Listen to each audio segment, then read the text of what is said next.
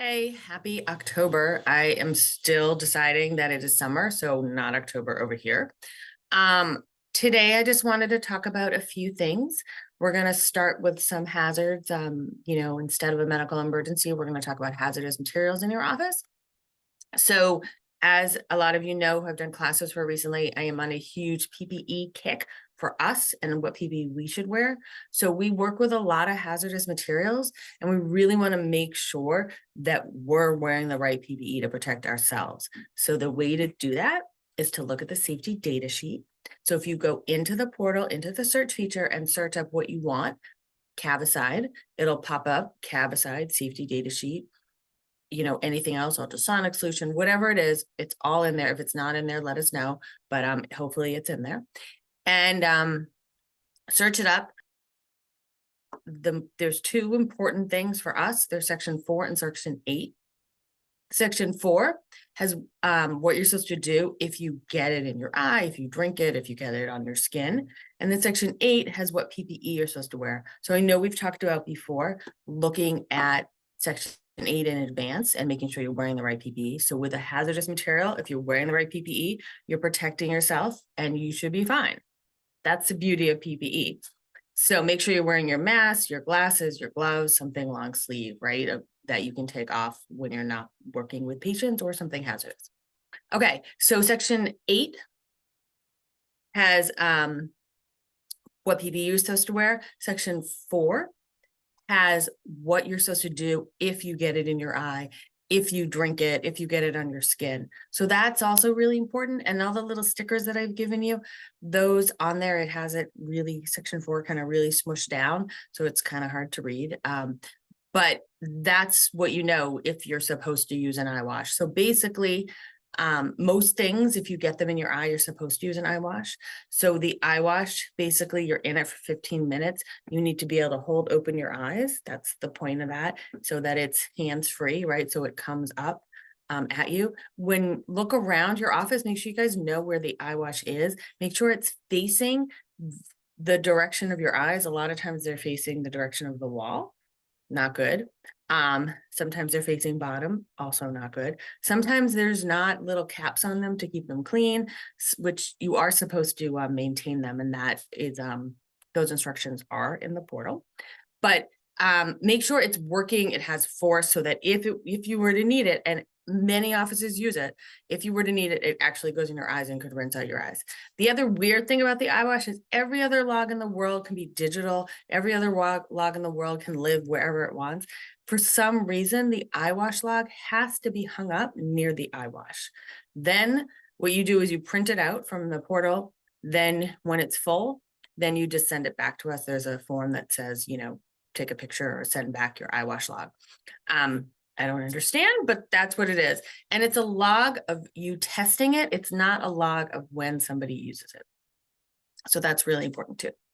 Okay, so know you guys have hazardous materials, look at the safety data sheets to know how to protect yourselves, and then go find the eye wash and know where that is in case you need to use it, and make sure there's a log up there.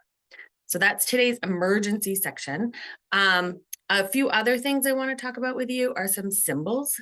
So if you see a symbol like this with a 2 crossed out, that means you cannot use it 2 times or more. That means it is single use. So double check that. A lot of things like nitrous hoods, all the disposables, burrs sometimes say that, endophiles. There's a lot of things that say that. So double check that what you're using the thing, whatever it is, properly. So double check that, number 2. The other thing is there's this also weird symbol with these, you can see with these little, look at the little town or something. That is the date that it was created. So sometimes when I get in an office, I get all excited about, expiration dates. I go in and I see that and I'm like, oh my gosh, this is expired. But it's actually the date that it was made, so it's not expired. Then, to make it really complicated, there's 2 ways that you can tell what the expiration date is on something. One is this hourglass. Super easy, right? Hourglass, when it goes, when the sand goes away, it's done. The second one is number 17 with parentheses around it. So the confusing thing about this is that it's not written, it's written, year, month, date. So for this one, this would expire June 18th, 2025. So just know that's where the expiration dates are. The big thing about the EpiPen too, if it comes in a tube EpiPen, you got to take it out of the tube to look at the date. It's not the tube date. Any questions, always, reach out to us. A quick shout out to Massachusetts offices about a couple things just that we've been seeing. The radiology department in Massachusetts, 100% is not getting rid of lead aprons in the near future. They are going to probably have exceptions and waivers for certain things like abdominal films. If a lead apron is getting in the way of a film, but as of now, 100% your patients are supposed to wear lead aprons. It's not a choice for your patients. And the other thing we've been seeing a lot of Massachusetts offices are unlicensed dental assistants and people getting in trouble for them.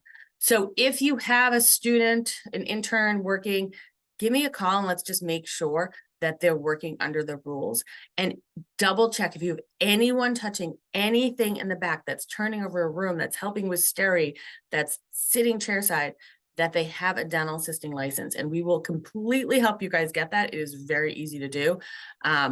Call us, because it's really important if everyone licensed that's touching anything. Then the last thing, last but definitely not least, we are going to, in the next week or so, send you sort of your compliance report, the summary for this quarter 3. And what it is it's going to talk about what you were doing, your team's doing really well, what, maybe there's room for improvement, and what we want you to do moving forward. So make sure that you look at that and double check it. If you have obviously any questions or anything, you can always call us. And remember, we're here for you. So if you have any weird questions, if you get a complaint from someone, anything, right? If you have anything, even if your alarm goes off on your phone in the middle of a video, then just call us, because we're here for you. We want to be your phone or friend. All right. Thank you. Enjoy your October. And as always, reach out with anything we can do to help. Thanks.